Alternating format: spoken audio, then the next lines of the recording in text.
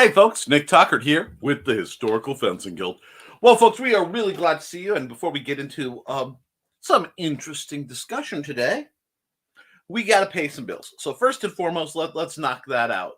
The Historical Fencing Guild is made possible by my wonderful Patreon over at patreon.com/the Historical Fencing Guild, which got deleted. But fortunately, I am running the wrong. Let's try this, shall we? I thought something was wrong. Bam. There we go. The Historical Fencing Guild. You see, it's scrolling. Scrolling. We're also made possible by sales of my fencing books being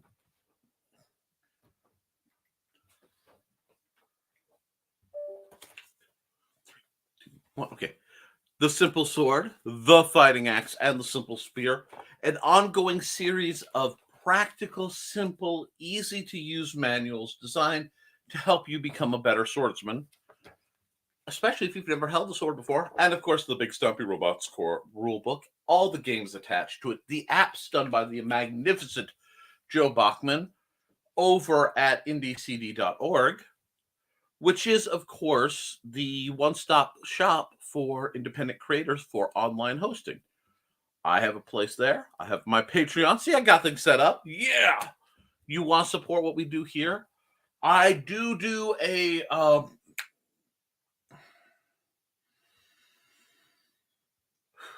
limited blog over there that will be renewing. It went on hiatus as part of I was having some blood pressure issues, and I really had to dial back a lot of what I was doing. And now I'm piecemealing what I can do and can't, especially with some goodies coming out, because there's several videos that desperately need to be made, and they'll go get them first. Plus, the Patreon members basically get to dictate what I do because they pay the bills around here, and I love them. They do try to get me to spend stuff, which when I have money again, I will be able to. But right now, I'm a little tight, so I am limited on what I can afford to review. However, if there is a product that you have that you want me to review and discuss with my audience, please contact me and I will give you a shipping address. I'm easy that way. All right? So we'll check who's in the house, and then we'll get talking about what is on my mind right now. So let's go through the comments. Okay, we've got quite a few people here. Thesis is here. Hello, Bladed Thesis. Greetings and salutations. Hi, Cindy Kep, that's CKOEPP.com, and Foxy Lady. That's what they said. Absolutely. Tune into the Hysterical Fencing Guild at 7 p.m. Central on Fridays, or 8 p.m. Eastern, or right now, which you're watching. Check out Nick's art, deviantart.com. I am starting to open up for limited. I will be opening up for limited commissions in the near future. Help Nick pay his bills. Patreon.com/Historical Fencing Guild. Get Nick's instructional books and all the other fun stuff at Amazon.com/store/Mr. Nicholas Anthony Talker. And it's very meta. Well, we do broadcast to Facebook, so it is meta. Oh, I need to get rid of that silly little banner. We'll just put that away for now. But we got some stuff to talk about. Partially, I found a really neat video. And I can't bring it up because I don't know the ownership. But I found two videos that matter. One was an image that's up on the Historical Fencing Guild Facebook group. I keep trying to say it's a video because I want it to be, of some really neat trainers that are apparently Chinese made and sold in Vietnam. But I don't know if they're over here. Large weapons and pole arms. And I really think we need some more diversity in our trainers to keep coming, both for people of small size and for the big ones. Because it's as frustrating as it is for me and many of my female students and colleagues to find weapons that are comfortable and balanced for our size. The other extreme being the very large gentlemen often have trouble finding weapons that have, that their hilts fit their soup can hands. Because if someone like John Miner's hand is 7 of my 8 knuckles wide, he needs a grip that's probably twice my grip. So probably a 2.5 inch, 2 inch diameter. Yeah, nearly 3 inch diameter. Uh, hilt would be comfortable for him. So when we're looking for weapons and gear, we have to make sure it's scaled to ourselves, regardless of our size. So that means guys like him really need, it feels like they're whipping around capers for fun. Being able to process that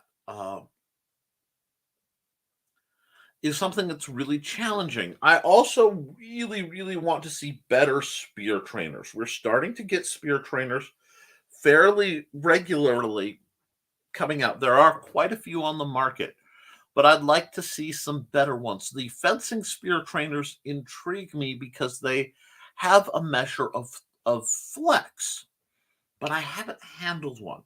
So I need to get my hands on a heavy fencing spear to see, well, something went down, if it's really compatible with what we do.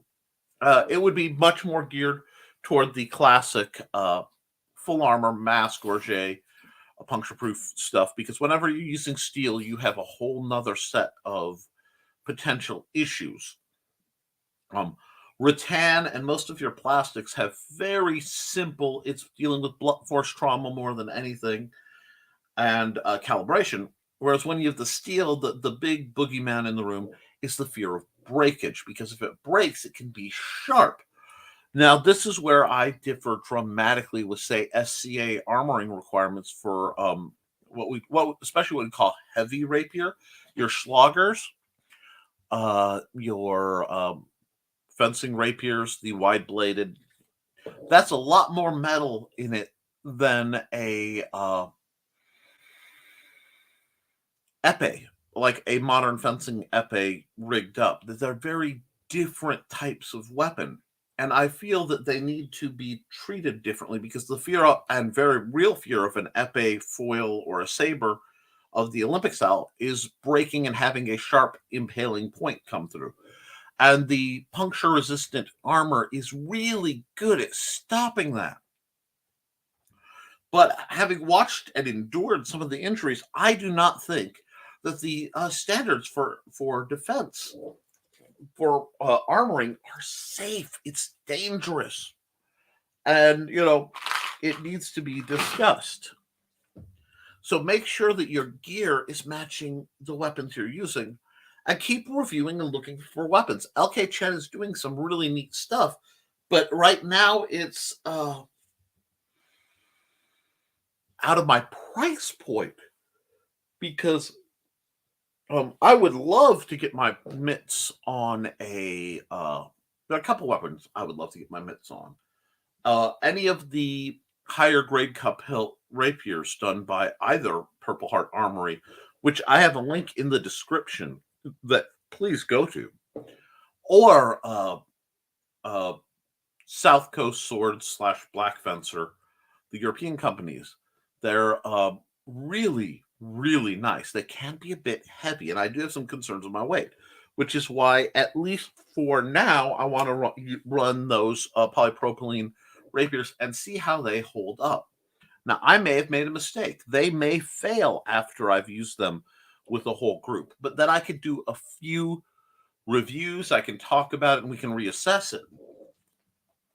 I want it to be safe. I want it to be viable. It's like I can't find the cold steel Santoprene fencing daggers to save myself, and I'm very frustrated because I need to buy at least 4 more of those. I would prefer to buy 6 of them, so that everybody's fine with the same weapon.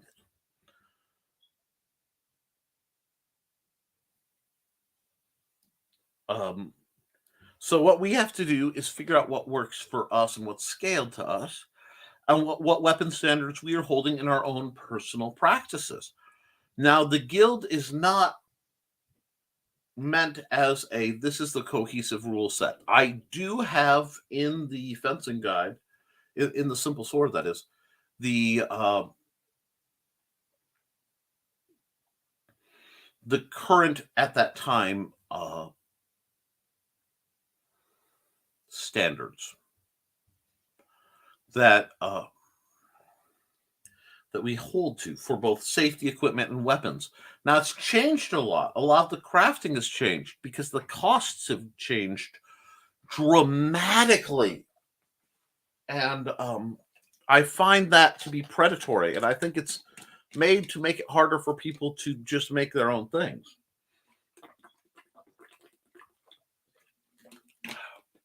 So we have to keep our minds ever more flexible on these subjects.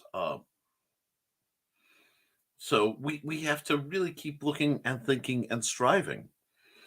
But yet there's a huge difference between a sport foil epee or something, a musketeer blade, and the heavy blades that are so prevalent. As is, there's a bit of difference between the Hanwei practical blades, as they are a bit lighter than the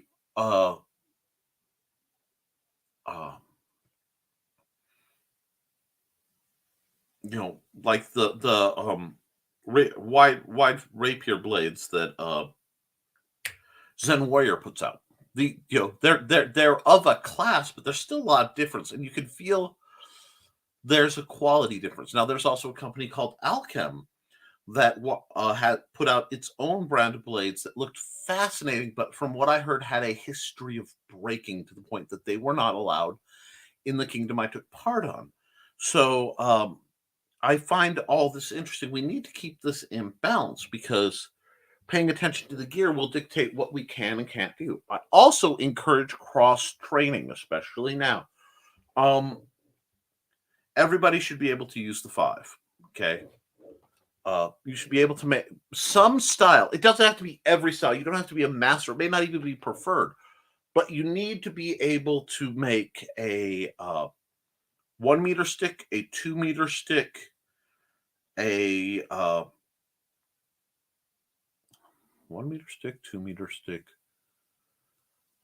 mass weapon, so something like a hammer of various sizes, a large edge weapon like anything from a machete to a kitchen knife, and a small edged / piercing weapon, anything from a pen knife to tactical application of a pen, a kobutan, something like that. These are the basic 5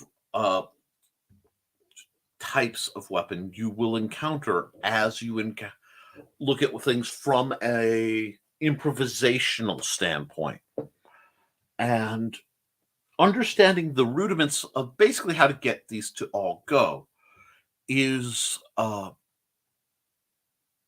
good thing, especially in this era where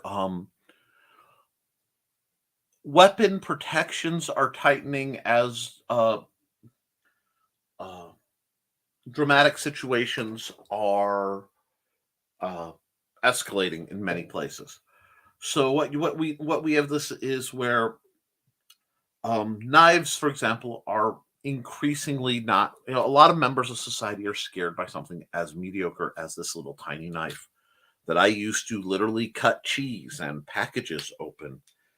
And I check it on the show, and that's whenever I find out. I swear, every time I check it on the show, I go, "Oh God, that's dull again." It's almost like I'm constantly using it. Well, I need to find something to sharpen this on whilst I talk to you guys, which is fine. I've always got something laying around I can sharpen a knife on. Some objects are, of course, better than others, but let me see. It's just a fidget anyway. I can put it off.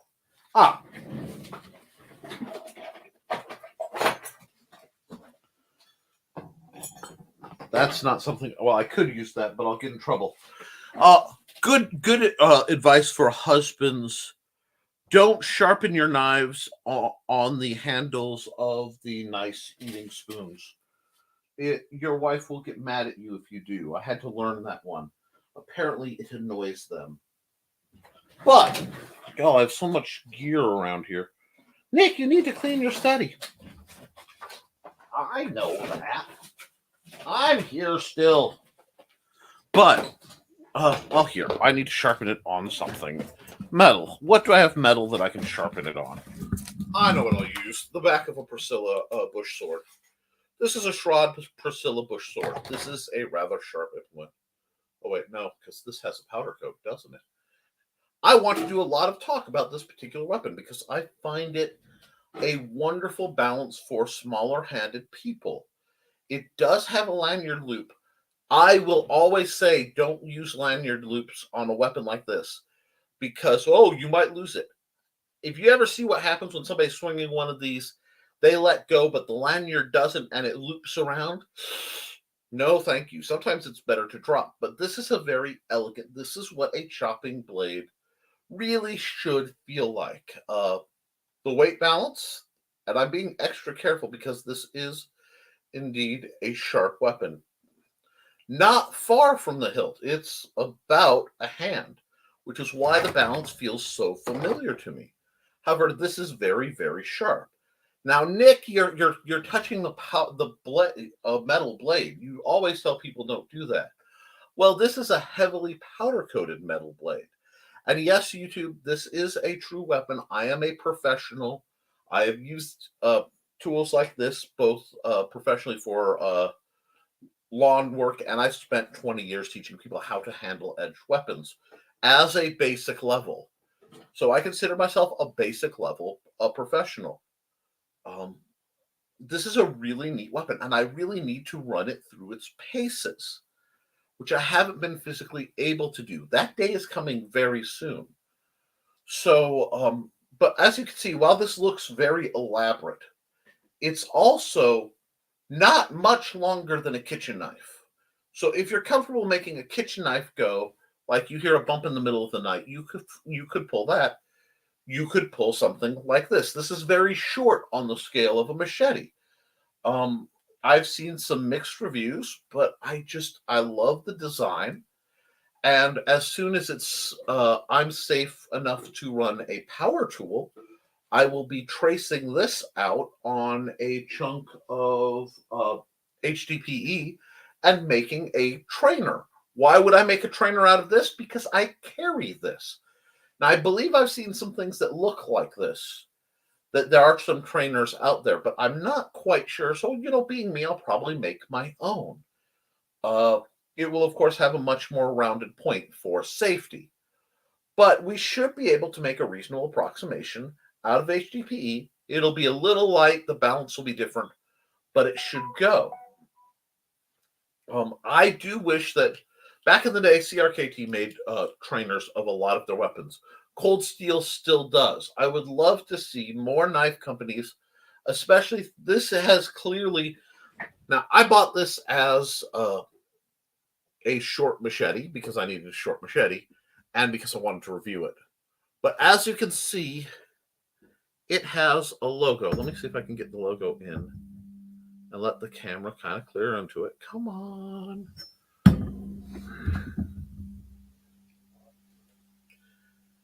Designed by Joshua Wagner.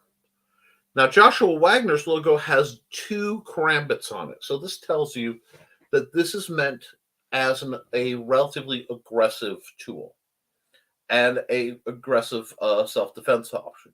Has a false ricasso. A false edge. There is no sharpened edge on the back. It's balanced very, very nice, though. And I really want to be able to review a couple more of the edge things that I have that I've been meaning to actually just do harm to things with. And when I say that, I mean test matters. I have a SOG Fast Hawk that I would love to brutalize some logs and things, not from a weapon standpoint, but from a bushcraft standpoint. And then weigh it against things like my miscellaneous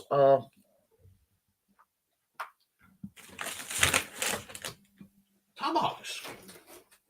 Because I would love to take this little guy out, give it a throw. and actually try to do some simple tasks. Maybe make said tomahawk just decided to vault off in offense at me liking this little mouse hawk, but that's okay. It's a little loose on the handle, and I don't like that because the handle has, since I've had it, dried and shrunk a bit. But I could take the tape off and retamp it. It wouldn't be that hard. But I'd like to see how this guy fares out and use the different tools that I have handy for different tasks. Now, that's a little off topic. I'd like to know if that's content you would like to see. And when I say, guys, train with what you carry, I mean do your best to train. Let me line that up right with what you carry. This is my little shank trainer. I carry a lot of Foltz minimalists. I've had several of them. I like them. I have given them as gifts. And this style of neck knife and this length of neck knife is very comfortable for me. So having a trainer like this that I can use, as spoony silly as it looks, to do things allows me to keep behind the tactical applications of items I may carry. Now, I would hate to use something like this in self-defense because the problem with a short knife is it's not terribly intimidating, so it has to be concealed. If it's deployed, it needs rapid deployment, and it needs a level of brutality to be truly effective that I don't like. This is why I count this as a tool first and foremost. I am actually far more likely to use my cane or walking stick defensively than I am this knife.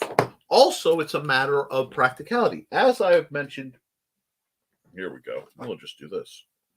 I'll use the broken Gerber quick draw. Well, mini quick draw. But edge retention is a resource, just like anything else when you're thinking in survival. Now, survival has a lot of definitions.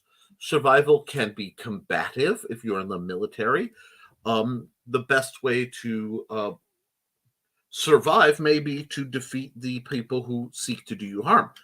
However, survival on the streets, as you know, so many guys are inclined to say,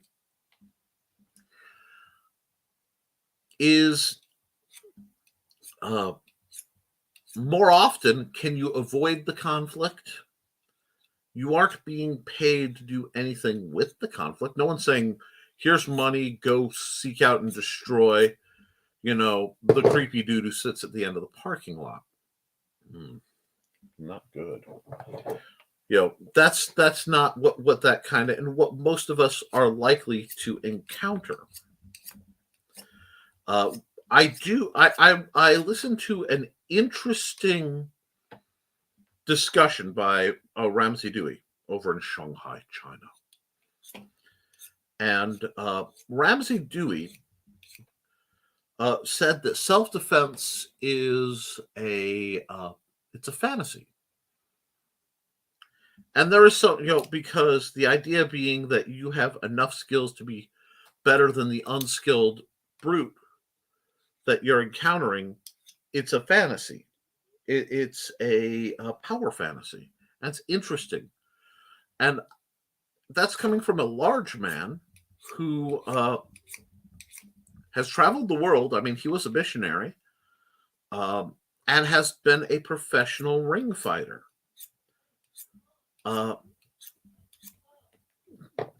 And fighting for the ring is very, very different than fighting for self-defense. Fighting for self-defense is something no one should want to do. No one should want to have to hold their own against someone who wishes to do them bodily harm, in part because no one should want, people to wish to do them bodily harm. But the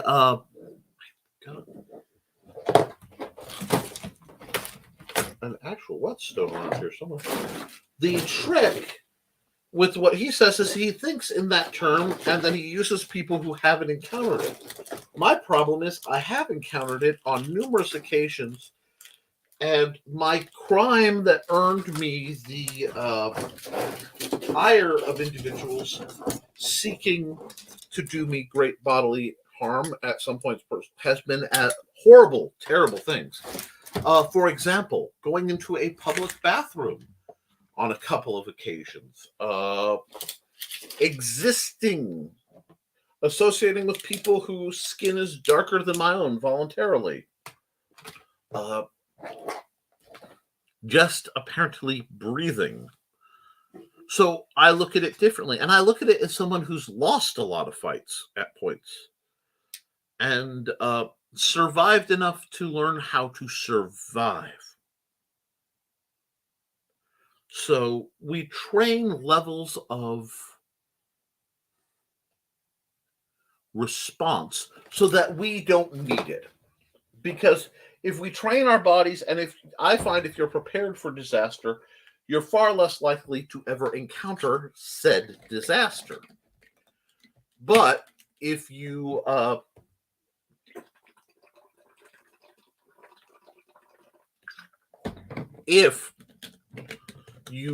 don't, you will find yourself confused, and that's where you don't want any illusion.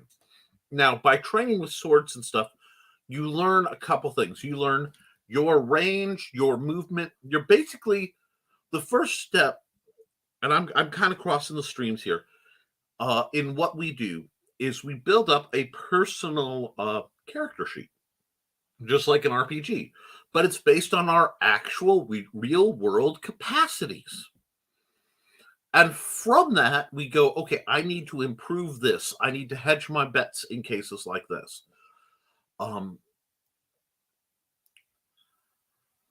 I need to develop other skills or associate with people who can offset my skills.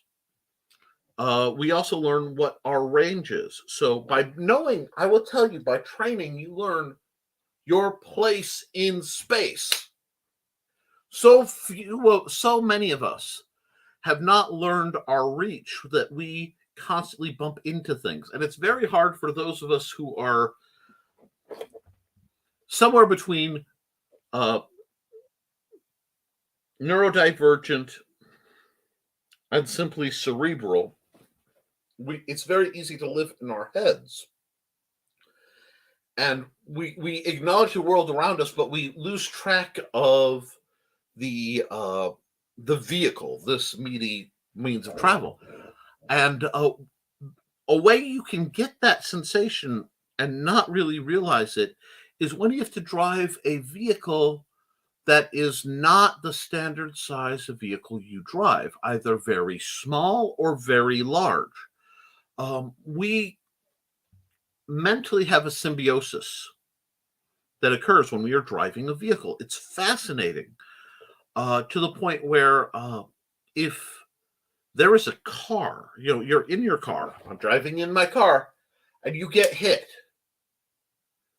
Did somebody hit my car? No. They say, drive along and somebody hit me. They didn't touch you. You were safe in a cocoon of steel.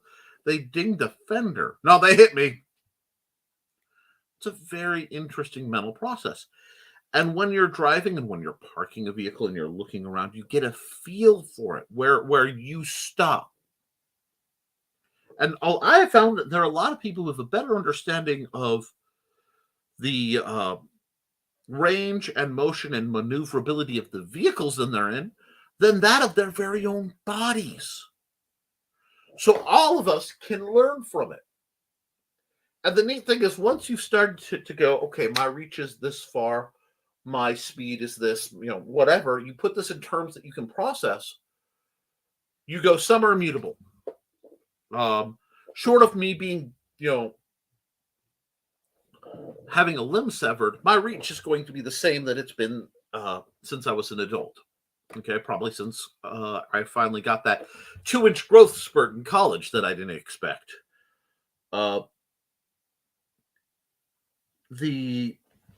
That's my reach. It is what it is, for good, bad, or indifferent. But as my weight falls off, I may gain more mobility. My center of balance shifts a lot. It has affected me. Uh, we need to constantly be aware of that and then go, okay, what can I work on? Well, my stamina endurance is a little low. Okay, so we're going to slowly do a lot, taking frequent breaks, and then as we go on, we'll expand the gap between breaks and build back up. That's what I am doing. Admitting that I am at a condition where I have to do active one day, almost completely down the next, active the next day, to build up for my next level is simply where I am. It's funny because I'm understanding orders from my beloved wife that on Fridays when I do the show, I have to take a nap. I have to take a nap because I did a show in the morning. And putting out the show, the energy that I project, the anxiety and focus that it takes to do a program takes a lot out of me. So I have to recharge, especially after a night like last night where my machine got unplugged in the middle of the night and I didn't realize it right away. That's part of breathing with the machine. So understanding all this builds us into what we need to be. And then we can improve. And this brings us back to the train with what you carry. So the first thing you should be training is your tactical awareness, your situational awareness, because you can carry that with you. I love my phone. My phone is a world of wonders. This, as somebody born in the 80s, this is still sorcery to me. It's delightful. Because I'm a computer guy. I was a computer guy back in the day. A user, but an enlightened user. I can reach across the world. I can learn things I've never imagined. I can buy my own books on Amazon at amazon.com/author/Nicholas Stockert. Hashtag always promote. But I can also completely lose track of what's going on around me. Which is why when I'm out, I prefer to wear shirts with pockets so that my phone is either here or here. If I need to take a picture, it comes out. I take a picture, it goes back. If I need to make a phone call, I find a literal wall, back to the wall, make the call. How you doing? Yeah? Okay. If I'm making the call on the move, my head is extra on a swivel because by putting this up to my ear, I've told the entire world I am distracted. This is like limping in front of a predator. Never doubt that. You learn to think this way. You learn to think, okay, I go into a place. Bam, where are the exits? I have run into a problem where my current favorite Burger King is laid out in such a way that is tactically nightmarish for me because all the exits are clustered in such a way that they're away from the main dining area. So it's very easy to have your escape route cut off. I do not like that. It fundamentally bothers me. And onto it, there's fencing around the side. So you're still basically boxed in, even if you get outside. I don't like that. But that means I go to the Burger King sometimes, and I have, I mean, we're talking maybe once every 3 months, 6 months. But I've got my back to the least likely to be used door, eyes on the main door, and a functioning plan of, okay, if this, then that. And you have to think that way. But there are some benefits to it. One, if you're constantly paying attention, you find things people lose. I find wallets and chains and jewelry and keys, little bobs and bits constantly because I'm playing the game. What's wrong with this picture? What doesn't belong? And when I find it, I can go, aha, I have found something. So mental games will keep you up. So focus there. Get your mind in the game. Learn where you are. You'll bump into less things. Then as you train, and you get a feel when you're moving, because when you're training, you're doing a lot of dramatic moving, especially sparring, unexpected stops, starts, twists, moves you wouldn't do. any other way. And I'm not talking fancy martial maneuvers. I'm just talking basic footwork. How does your body handle being off balance, and what can you do to prevent or recover? These things are so vital. And that's part of your weapons and tool set. How does your body work? And you have to assess it. I would not want to take this knife into a gunfight. That would be stupid. I wouldn't want to take this knife into a knife fight. So it's there, but I don't want to use it that way. I want to avoid that because I'm already at tremendous disadvantage. You know, if somebody has a sword and I have this, they better not know I have this, because that's going to be my only hope. Learning to assess that. And then, you know what I'll do sometimes? We'll drill. We will drill things like, what is it? Fox and Hounds, where you have 3 people with single rapier pursuing one person with case, or, you know, whatever advanced multi-weapon style they may prefer.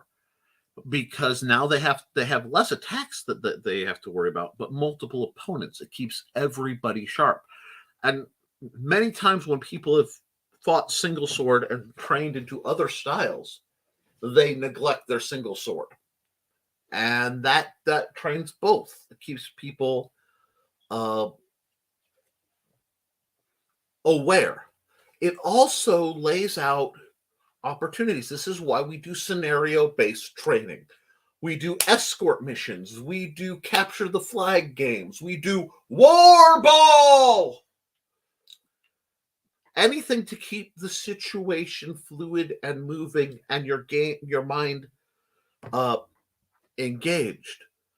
That's why I'll sneak Nerf guns onto the field. I've been known to do it. I've been known to open fire with Nerf guns on my students.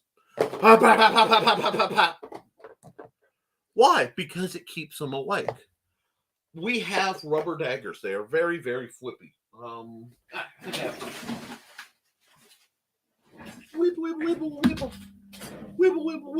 I love these things. Rubber training knives. They're made in America. Even says so. USA. You can get these cheap. Very, very safe. I warn people. Okay, guys. Carry a training knife at practice. Well, no. Always at practice. We're going to count who can shank the other. You don't have to follow through. You just have to get in a position to be like, doink. A touch attack. Doink. And not get caught. You get caught, both of you go in the list field and duke it out. Why? Because it trains my students to stay sharp of their surroundings. I've made things like this out of foam, just literally duct taped foam. You know, whop. It's less than a boffer. Why? Because they're thinking. Now, I tell them you can't fight anywhere that's not safe. These are people I've trained with for years, mind you. This is advanced stuff. But I don't want you know, there's a fire. I don't have to tell them, don't train, you know, do a shank around the fire. But at the same time, you better be paying attention if your back's to the dark, because they might just come in and very quietly. Boop. It keeps people thinking. And then you get into the two type. You have two basic branches of weaponry that one can carry for self-defense or offense, as the case may be. Basically planned, purpose-built, or improvised. Improvised weaponry break down basically into the 5 categories. And I think I'm missing like the other, which is just throwing rocks at projectiles. I really need to recodify that because I've been playing with the concept. But okay. Oop. This is my old 2022 monthly planner.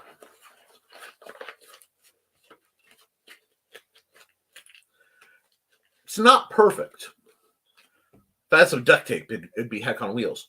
But I can get a good smack on somebody. And I certainly can get a good thrust off of simply a rolled up calendar. Thinking in terms of improvised weaponry, I could take my overshirt off and use it like a cloak, throw it on their head. Cheat, pocket sand.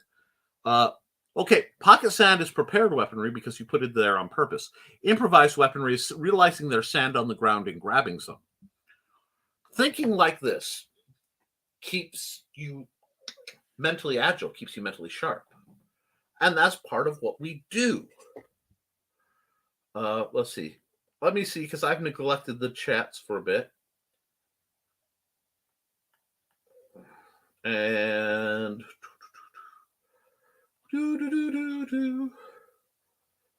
very meta. And let's see. Schlagers are freakishly heavy relative to foil. They are.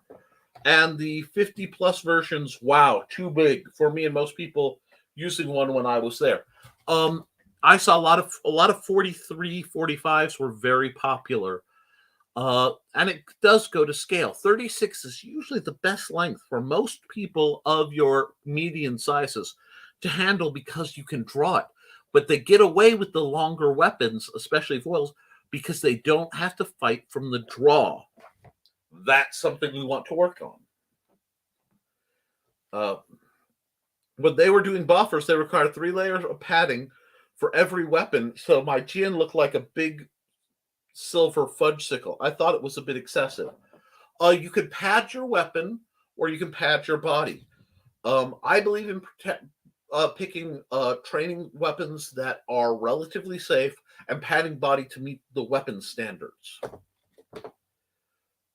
What exactly? What kind of kitchen knife is that? I forget. I worked in industrial kitchens. I've worked in industrial kitchens, and I've worked around butchers. So I've seen essentially short swords used as regular kitchen implements. The pizza slicers at Chuck E. Cheese weren't technically sharp, but they were 3-foot long chunks of rockable metal that I could easily grab by handle and sword wield if I were so inclined. You might have bigger knives than I do. Have some pretty long ones. And still, okay, perhaps closer. The Laredo Bowie by Cold Steel. This is about a 9-inch knife. This is a totally reasonable kitchen knife length. A lot of kitchen knives are this long. And the blade, if you took the guard off and deepened the blade a bit, it would be very much like a chef's knife. It's part of the reason why I like this trainer so much, because it's very close to being something that you will actually encounter, both in weight and balance. It's why I made it's downstairs, a chef's knife trainer, because nobody was making one. I cheap out on a lot of things, but good kitchen knives are something I'm willing to spend a bit extra on. For my wife's birthday, we took some money we put aside, and she got nice knives. She has very nice knives like my mother has, by a company called Cutco.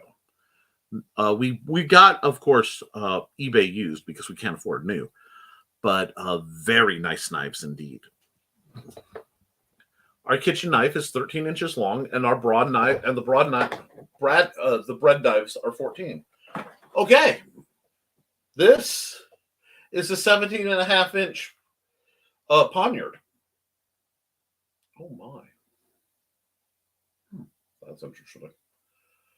It's a solid little knife. That's only taking that much off. So don't be surprised by it. That makes sense. I don't know if I've ever bought kitchen knives. I've gotten gifts from fam when I moved somewhere. Well, that's cool. I have some of those too. Okay. But decent knives are a thing for family to do, so if they buy them, they're usually decent. Avalanche! My craft food was threatening to do the same. Yeah.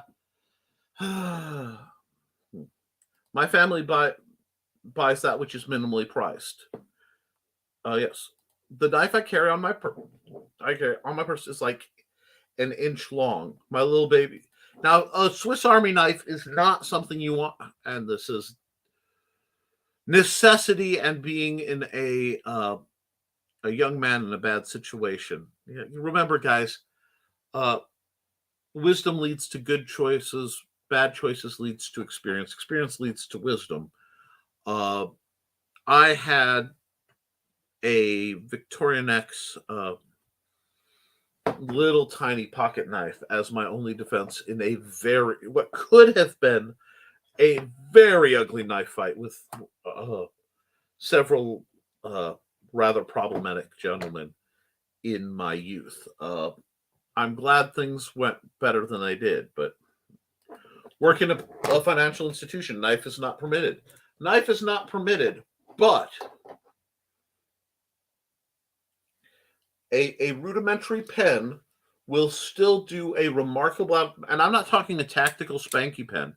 A rudimentary basic disposable ballpoint pen will give you one or two solid hits in a downward ice pick strike or even in a traditional knife strike. So you can't carry that. That's where we start thinking improvisational weapons and prepared improvisational weapons. Many places will not let you have a knife, but they'll let you have very large scissors. And I've always found that interesting. I've entertained the notion of getting a letter opener. Indeed. I've accidentally taken it plenty of places it's banned because I forgot it's there. If I remember, I remove the clip and leave it in the car. But the teeny knife is very handy. It has teeny scissors. I bet it's the same. That is a great tool to carry. The reason I don't carry one anymore is with my fingers, I have trouble getting them open. That's why I carry this, because I can get a big grip on it. And because of the distinct, very deep finger grooves and very small spine, it locks in. So this is probably the safest knife I own.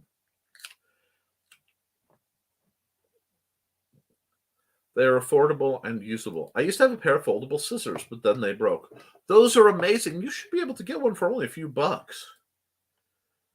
Whoop, let's see. You mean like reaching for something? And yes, smacking the shell between the shells and smacking the... Yeah. That comes from people who are too smart, thinking too much and trying to do it at the same time. It's a good sign that monotasking is a good... I couldn't back up a car into a space till I had a car with a backup camera with the guidelines on the computer screen. My depth perception is underdeveloped.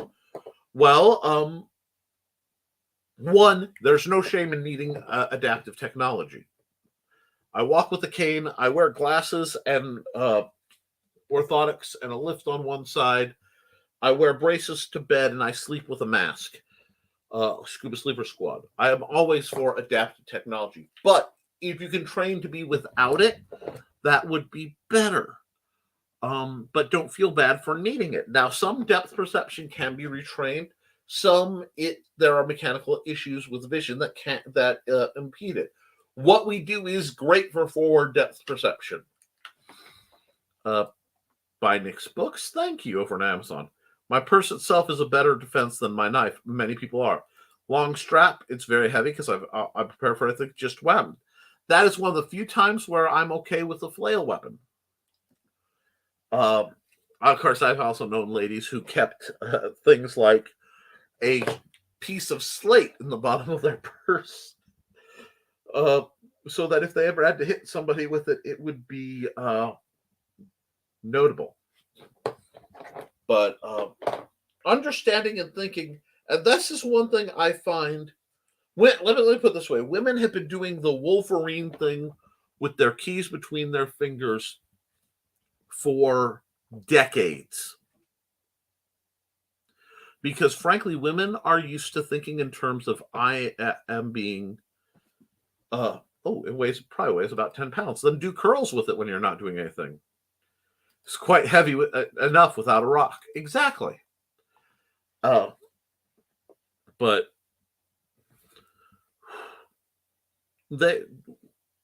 I found women are used to being some scared, uh, operating from a understood attitude of somebody could get me. And while it's tragic, I think that keeps more women alive than anybody will ever imagine. Uh,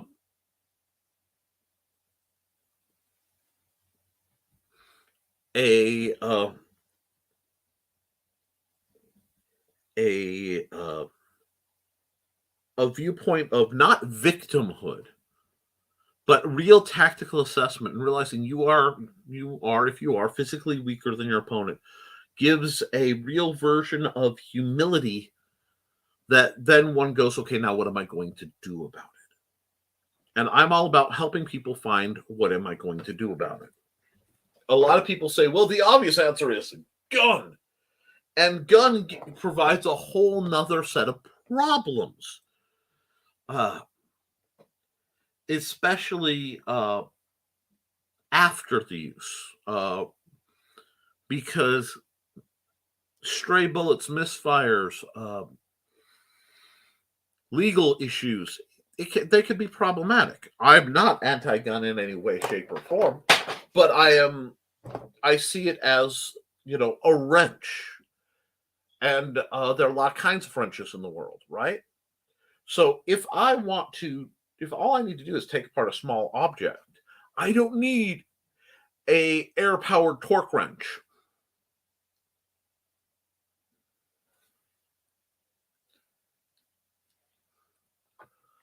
It's my special rocks, but the largest is only palm skull. Oh, and I just received notice that I'm streaming. How delightful! Was in a class on understanding bias. The teacher split the board into men and women, and he asked the question, "What do you do routinely?" I could read it, but my brain isn't grabbing the word. What do you routinely do to avoid being assaulted? He started with the men. I've seen that story. Silence reigned until one guy giggled and said, "Stay out of jail." Then the instructor went to the women. They filled the board in 5 minutes. I had a instructor attempt that and get very angry with me because I think like a woman.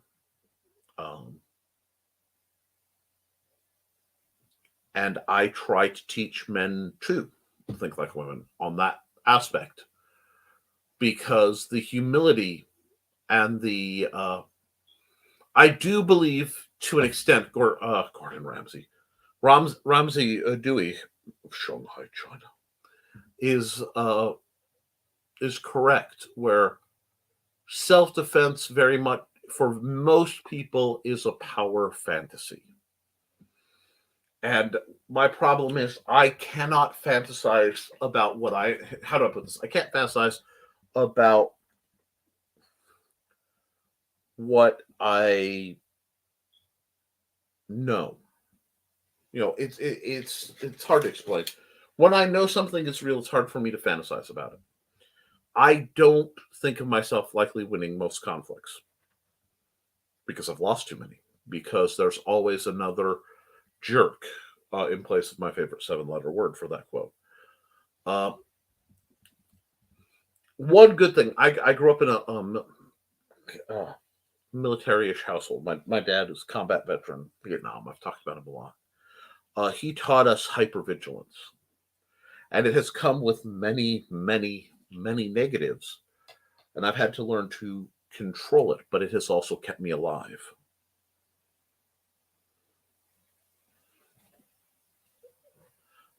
Those were dumb men. I can think of no less than 10 things I can and have done to avoid being assaulted.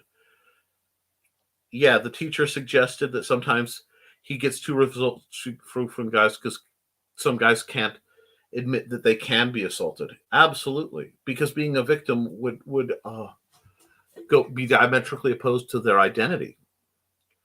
You don't think like most young men either, Thesis, because it makes you less manly to admit you can be on the losing end of a conflict.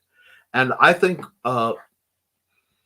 I think being injured, like Thesis was, is a wonderful gift when it comes towards the wisdom of your limitations. One thing my father's very fond of saying, and one I have embraced, is a man has got to know his limitations. And when you realize that getting up out of your chair may be a physical challenge, how you're going to deal with the premise of attack is a whole nother. It's a whole nother universe. And we need to talk about that. I know it's not the happiest thing to talk about. It's something I come back around to, but I come back around to it because it's important. Yeah, I saw it in a pedagogy book too, and I suspect that that teacher got it from there or somewhere like it. Well, it's a fairly frequent bit of social experiment you can do with a class where you're likely to get the results. To avoid being assaulted, don't wave money around. Don't insult people too much. Okay, let's go down to that some person. What do I do to avoid being assaulted? I'm never alone with anyone if I can avoid it. That's men or women, especially if we are using assaulted to be a cover for sexual assault. It took me a long time to be able to say this, but I have had one woman and two different men attempt to rape me at different points in my life. None were particularly successful. All were greatly troubling in different ways. But as for raw physical assault, oh yeah, I was beaten savagely. So I got to the point where I could read a crowd. And the first goal is pay attention, know your exits, have us plan. What are you doing? Why are you doing there? Walk like you have a purpose in life. Project that you are aware of what's going on. I find looking people in the eye, smiling and saying hey a lot. Criminals don't like that because if you look at them and you say hi, have a nice, stay, it means you're more likely to be able to identify them. They want a softer target. That's why they're trying to jump a little girl. Don't be in places that are dangerous. It's like, oh, this is a dark back alley. Why did you take it? It's called Crime Alley. Dr. Thomas Wayne went, hey, let's take my family after watching movie down Crime freaking Alley. That's stupid. That's on him.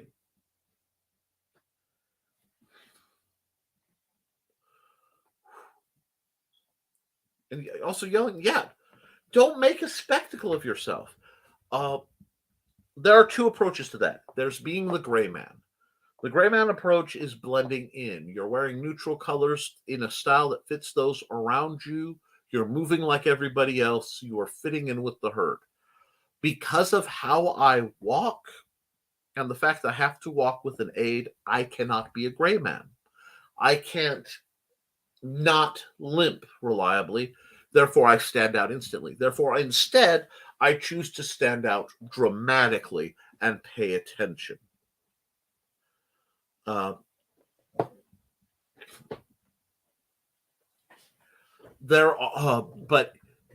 you park where you're under lights and cameras where people can see. You don't go places alone. There are places in cities you just avoid. You don't go at stupid times.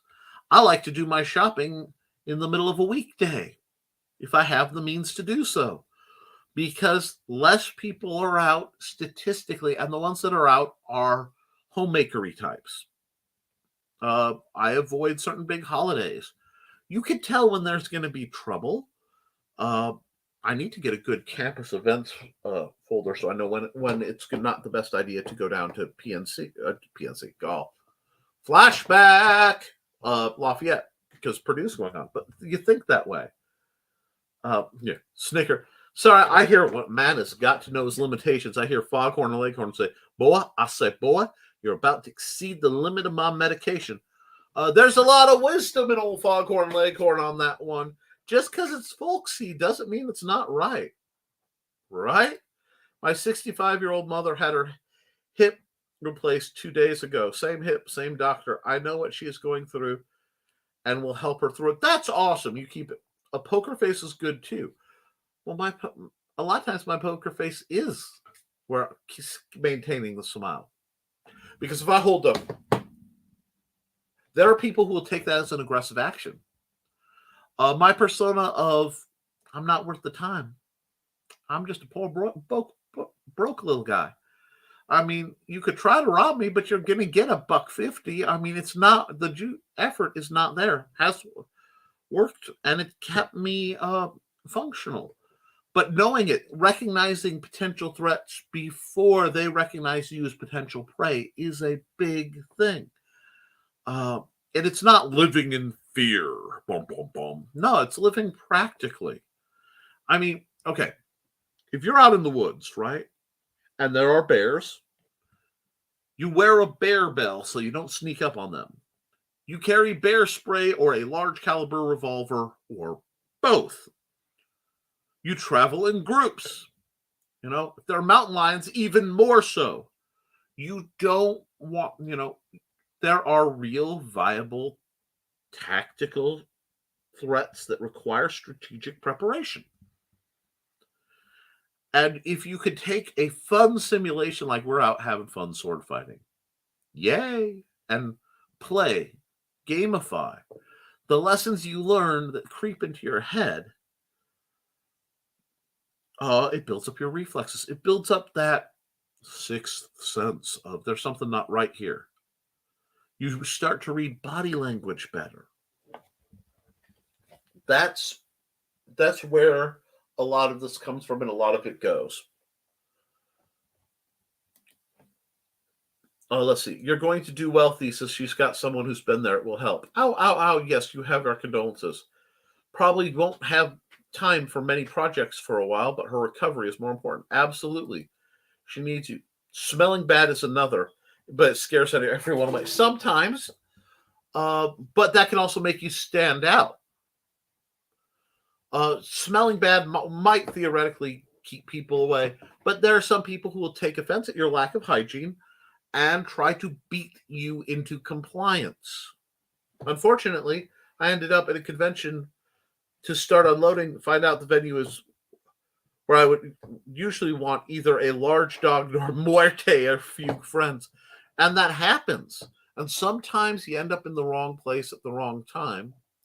And you just have to either decide the juice isn't worth the squeeze. I've gone to go to conventions, turned around, left. I went to a SCA event in Chicago at a college. I didn't know where it was. It was right off of Martin Luther King Drive in Chicago. And that would have been fine. You should pay attention. But my buddy rear-ended me. And he wanted to have a big conversation over a minor fender bender. And I'm watching, literal smoke-filled cars come by with the windows cracked, looking at two goofy white guys standing there. It was not a good situation to be in. And when I saw the guys with all matching bandanas curl around at the end of the block and start coming back, I said, we need to leave. And that's just situational. I've been in places, that was in Knox, Indiana, where we were having ice cream. We stopped for ice cream. As a little kid, I remember. And we came in an Olds Aurora when it, not Olds Aurora, Olds Silhouette when it first came out. It looked like a shuttlecraft, you know? And we got out, and the entire time we were ordering stuff, the entire restaurant stared at us. The people rang us out, and then they just stared. And everybody just stared. And trucks started coming in. And people came in to sit down and stare at us. We left. We DD-mowed. We got out of there because it was not what you want to be. And see, fortunately, most vendors are loading or unloading at the time, so folks around. You're in a group, you pay attention, you do what you're going to do. And that's how you do it. And see, Thesis has lived his life as a fairly large, fairly intimidating person. So in many ways, he's been graced from a certain kind of predator. However, he's attracted another, the kind who want to prove something and will run up to the biggest guy in the room to start something because they have that whole, this is how you assert dominance in jail, BS like drilled into their brain.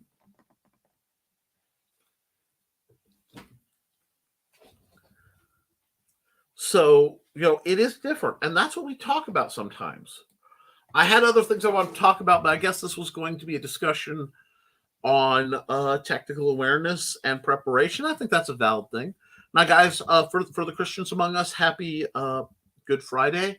Have a blessed Easter. For the pagans, happy Easter. I think we're still under the realm of Passover, or very near to it for the Jewish people. That's not me not knowing traditions. That's me having horrible times with what date goes where. But guys, have a blessed night. I'm going to call it because it's been an hour and I'm starting to get that whoo. As you can see, I've worked up quite a sweat. Yeah, like the guy in your Mantis class who tried to strong arm me during training. It didn't go as he planned. You were fortunate. And I am glad it turned out that way. But there will always be that kind of troublemaker looking for people like you. Happy eggs and chocolate too. If that's not, I got Cadbury cream eggs. I get those Sunday. Life is good. I'm not supposed to eat too much chocolate because there's caffeine in it, but I gotta have some joy in life. So, guys, I will see you all very soon. Go get my books at Amazon.com/on. Looking forward to the after chocolate sales, you and me both. But after that, guys, go out there, do your training, okay? Drill, keep your guard up. Funny, we're talking about that. Be kind to yourself and each other. And as always, friends, thank you for supporting your local swordmaster. I'll be back next week with another program. I will be over on the Nicholas Tockert YouTube channel.